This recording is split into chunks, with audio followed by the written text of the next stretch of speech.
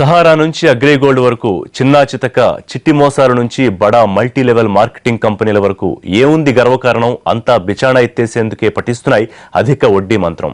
ఇది గత కొంతకాలంగా తెలుగు రాష్ట్రాల్లో కనిపిస్తోన్న సీన్. తాజాగా మరో మల్టీ లెవెల్ మనీ మార్కెటింగ్ మోసం బయటపడింది. అదేదో ఫైనాన్స్ సంస్థ అనుకుంటే పొరపాటే. ఇదో బడా కార్పొరేట్ స్కూల్ చేసిన కొత్త రకం మోసం. ఈ మాయాజాలంపై స్పెషల్ ఫోకస్.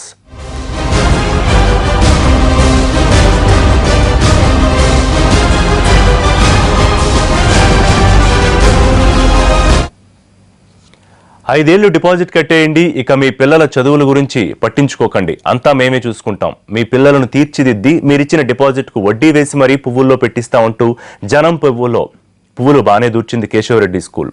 కోట్లలో దండుకుని చివరకు బిచాణా ఎత్తేసేదాకా వెళ్ళింది వ్యవహారం. ఇంతకు కేశవరెడ్డి ఎపిసోడ్ ఎలా బయటపడింది, జనానికి ఎలా టోకరా వేశాడు?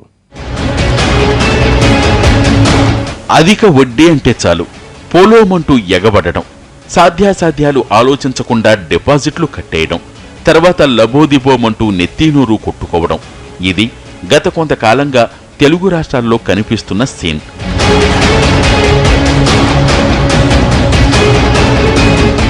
చిన్న చిన్న ఫైనాన్స్ కంపెనీల నుంచి అగ్రిగోల్డ్ లాంటి పెద్ద సంస్థల వరకు ఇదే తంతు జరుగుతోంది. అనుమతులుండవు, డైలీ డిపాజిట్లు కట్టించుకోవడం, తర్వాత చెల్లించటంలో ఆలస్యం కావడం, విషయం విచారణ వరకు వెళ్లడం, ఆఖరకు ఆస్తులమ్ముకునే వరకు రావడం. తాజాగా ఇదే బాటలో మరో సంస్థ వచ్చి చేరింది. అయితే ఇది ఫైనాన్స్ కంపెనీ కాదు, అగ్రిగోల్డ్ లాంటి మల్టీలెవెల్ మార్కెటింగ్ కంపెనీ కాదు. ఇది ఓ ఎడ్యుకేషన్ సంస్థ. అదే కేశవరెడ్డి విద్యా సంస్థ.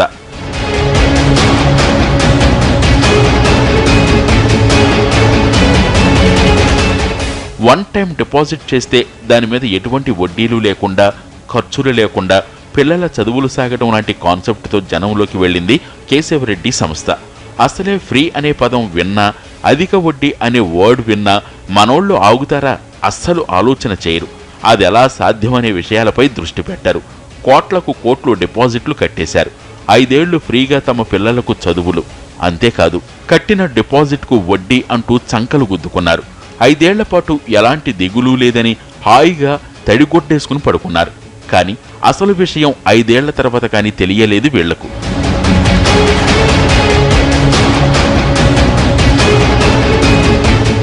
చదువులు పూర్తయినా, సంవత్సరాలు గడిచినా తమ డిపాజిట్లు తిరిగి రాలేదు. అడిగారు, తిరిగారు, కాని ఫలితం లేకపోయింది. నిలదీస్తే గాని తెలియలేదు జనానికి. వడ్డీ కాదు గదా, అసలుకే ఎసరొచ్చిందని. ఇంకేముంది, షరామామూలే. లబోదీబోమంటూ అందరూ పోలీస్ స్టేషన్కు పరుగులు పెట్టారు. పోలీసుల ముందు నెత్తినోరు కొట్టుకుంటున్నారు.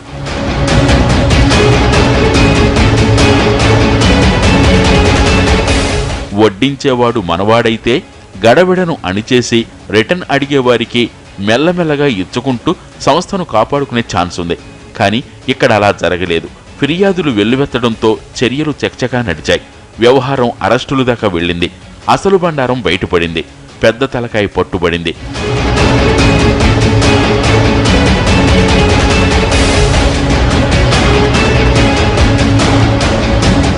తెలుగు రాష్ట్రాల్లో 11,000 మంది విద్యార్థుల తల్లిదండ్రుల నుంచి డిపాజిట్లు సేకరించాయి కేశవరెడ్డి విద్యా సంస్థలు. ఒక్కొక్కరి దగ్గర 1,50,000 నుంచి 2 లక్షల రూపాయల దాకా డిపాజిట్ల రూపంలో సేకరించాయి. ఇవి కాక ప్రైవేట్ వ్యక్తుల నుంచి అప్పులు తీసుకున్నారు. ఈ మొత్తం 570 కోట్లని అంచనా వేస్తున్నారు. 10th పూర్తయిన తర్వాత డబ్బులివ్వమని ఒత్తిడి పెరిగిపోయింది. దీనికి తోడు మధ్యలో స్కూలు మానేసిన వాళ్లు డబ్బులు అడగడం మొదలెట్టారు. తీసుకునేటప్పుడున్న ఇంట్రెస్ట్ డబ్బులు తిరిగిచ్చేటప్పుడు చూపించలేదు. ఇదిగో అదిగో అంటూ విద్యార్థుల తల్లిదండ్రులను కాళ్లరిగేలా తెప్పించుకున్నారు. నష్టపోయామని తెలుసుకున్న బాధితులు పోలీసుల్ని ఆశ్రయించడంతో కేశవరెడ్డి విద్యా సంస్థల హైటెక్ బాగోతం బయటకొచ్చింది. అతి తక్కువ కాలంలోనే కార్పొరేట్ స్థాయికి ఎదిగిన కేశవరెడ్డి అనుమతులు లేకుండా ఎలా డిపాజిట్లు సేకరించాడు? ఫైనాన్స్ సంస్థకు రాని ఐడియా కేశవరెడ్డి మైండ్కు ఎలా తట్టింది? అసలు ఎందుకు పుట్టింది? విషయం పోలీస్ స్టేషన్ దాకా ఎలా వచ్చింది? విద్యా సంస్థల్లో అతి తక్కువ కాలంలో 2 తెలుగు రాష్ట్రాల్లో ఉన్నత స్థాయికి ఎదిగిన కేశవరెడ్డి సరైన ప్రణాళిక లేకపోవడంతో ఆర్థిక సంక్షోభంలో కూరుకుపోయాడు.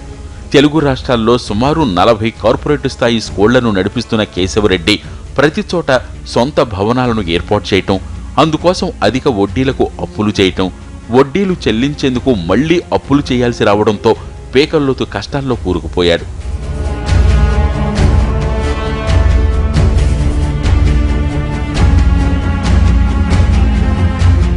ఓ తెలుగు పత్రికలో విలేకరిగా జీవితం ప్రారంభించిన కేశవరెడ్డి అధ్యాపక వృత్తిలోకి ప్రవేశించి కర్నూలు జిల్లా నంద్యాలలో ఓ స్కూలును ప్రారంభించారు. అది సక్సెస్ కావడంతో నంద్యాల సమీపంలోనే విశాలమైన మైదానంలో కార్పొరేట్ స్థాయిలో రెసిడెన్షియల్ స్కూల్ను కట్టించాడు.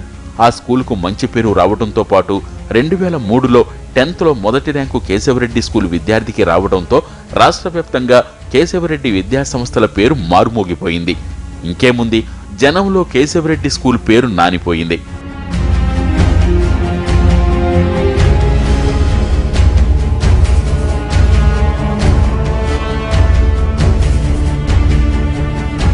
కేశవరెడ్డి తన విద్యా సంస్థలను ఇతర జిల్లాలకు విస్తరించాడు. కార్పొరేట్ లుక్తో కర్నూలులో మొదటి ఏడాది ఒక క్యాంపస్, రెండవ ఏడాది 2, 3 క్యాంపస్లు ఏర్పాటు చేశాడు. కడప, చిత్తూరు, అనంతపురం, విశాఖ, శ్రీకాకుళం, మహబూబ్ నగర్, హైదరాబాద్, గుంటూరులో సుమారు 40 విద్యా సంస్థలు వెలిశాయి. ఈ విద్యా సంస్థల్లో సుమారు 50,000 మంది విద్యార్థులు చదువుతున్నారు. సుమారు 5,000 మంది అధ్యాపకేతర సిబ్బంది పనిచేస్తున్నారు. 10 ఏళ్ల పాటు కేశవరెడ్డి విద్యా సంస్థల విద్యార్థులకు 10th లో టాప్ 10 ర్యాంకుల్లో కనీసం 5 ర్యాంకులు ఉండేవి.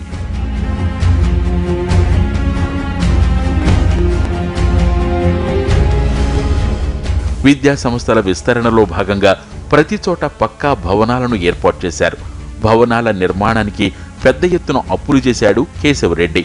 ఒక్క కడప జిల్లా ప్రొద్దుటూరులోనే సుమారు 100 కోట్ల రూపాయలు అప్పు చేశాడు. కర్నూలు, నంద్యాలలోనూ అప్పు తీసుకున్నాడు. అప్పిచ్చిన వారిలో ఎమ్మెల్యేలు, మాజీ ఎమ్మెల్యేలు, కర్ణాటకలోని మైనింగ్ వ్యాపారులు, సినీ ఫైనాన్షియర్లు ఉన్నారు. ప్రతి నెల క్రమం తప్పకుండా వడ్డీ చెల్లించడంతో అప్పులు అడిగి మరీ ఇచ్చేవారు.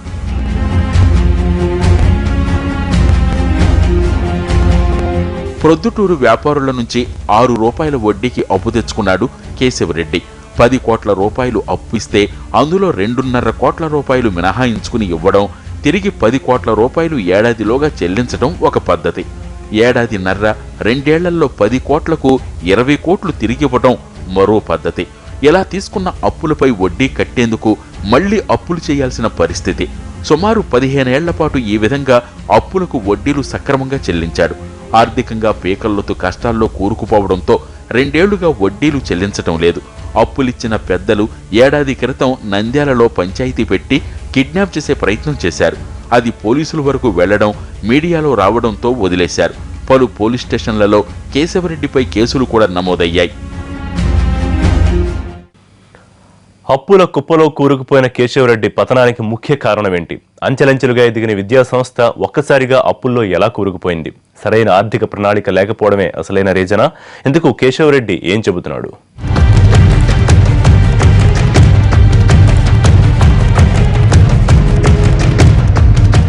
రియల్ ఎస్టేట్లో కాలు పెట్టడం కేశవరెడ్డి పతనానికి ముఖ్య కారణం.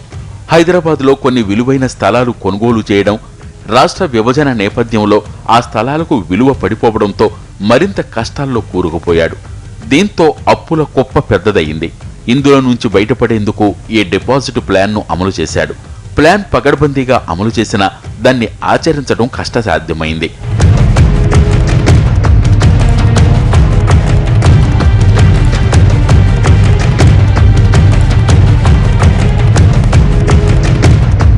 కేశవరెడ్డి ఆర్థిక వనరులు సమకూర్చుకునేందుకు విద్యార్థుల నుంచి డిపాజిట్లు సేకరించాడు.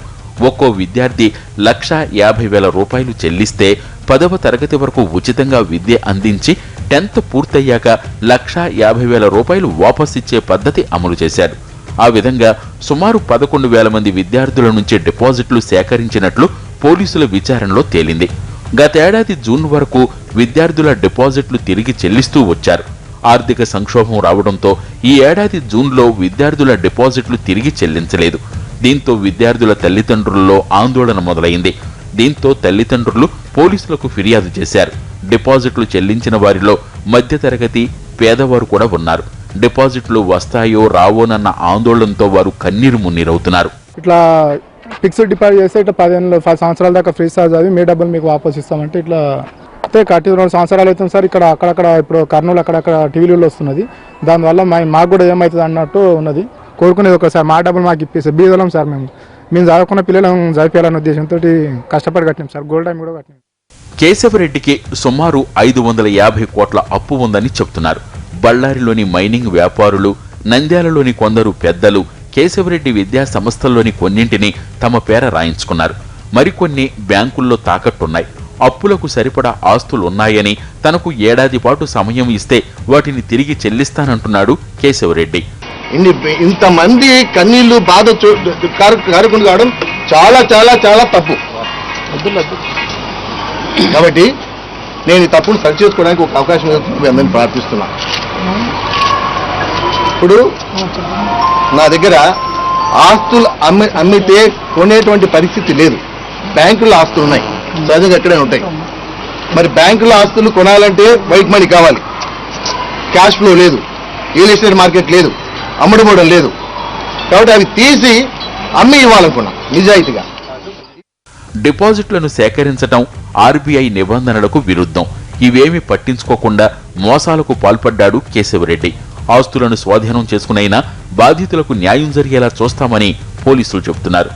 సుమారుగా 11,000 మంది తల్లిదండ్రుల దగ్గర నుంచి 2 రాష్ట్రాల్లో కలిపి డిపాజిట్ల రూపంలో కానీ అప్పుల రూపంలో కానీ సుమారుగా 570 కోట్ల రూపాయలు ఆయన సేకరించడం జరిగింది. దీనికి సంబంధించి కేసులు దర్యాప్తు వేగవంతం చేశాం. తల్లిదండ్రులు ఎవరు ఆందోళన పడద్దు, పోలీసులు దర్యాప్తును వేగవంతం చేశారు. అవసరమైతే ఉన్నతాధికారుల సలహాలు సూచనలు తీసుకుని మరింత వేగవంతం చేయడం కూడా ప్రయత్నం చేస్తాం. కేశవరెడ్డి వ్యవహారంపై ఇటు ప్రభుత్వం సీరియస్ గా దృష్టి పెట్టింది. దీనిపై సమీక్ష నిర్వహించిన మంత్రి గంటా బాధితులకు అన్యాయం జరగకుండా చూస్తామని హామీ ఇచ్చారు.